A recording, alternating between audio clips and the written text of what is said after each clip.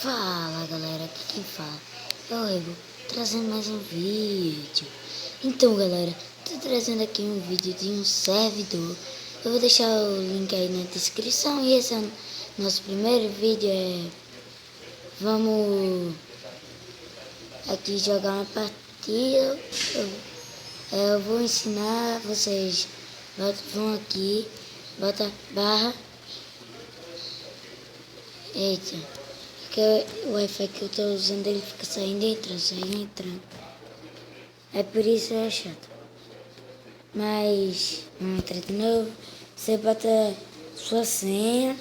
Vou botar meu login e já volto. Então galera, voltei.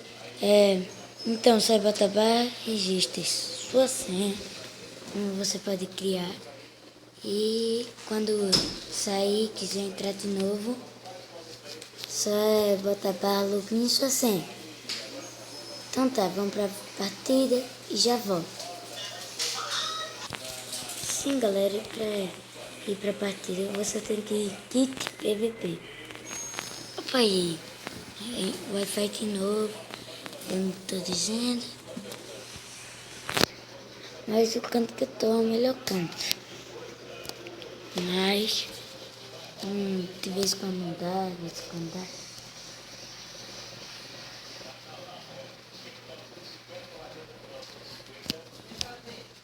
Pai, pode ver minha senha, pai.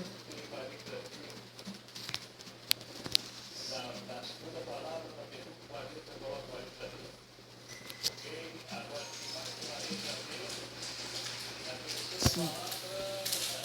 Pronto, aí eu já tô aqui, saindo de um kit PVP. Entra aqui. Nesse portal.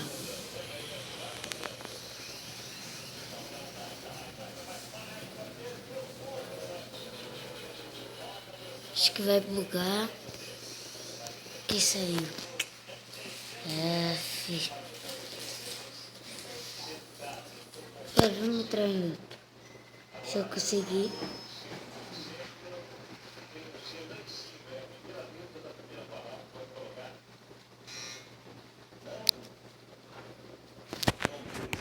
A internet tá meio ruim. Só dá pra mandar o vídeo mesmo.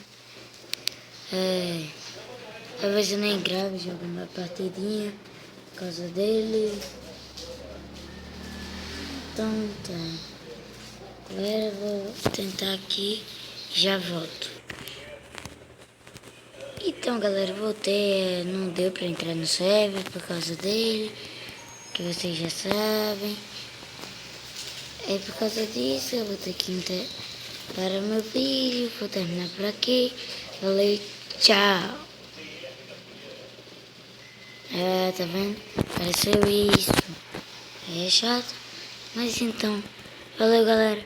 E tchau.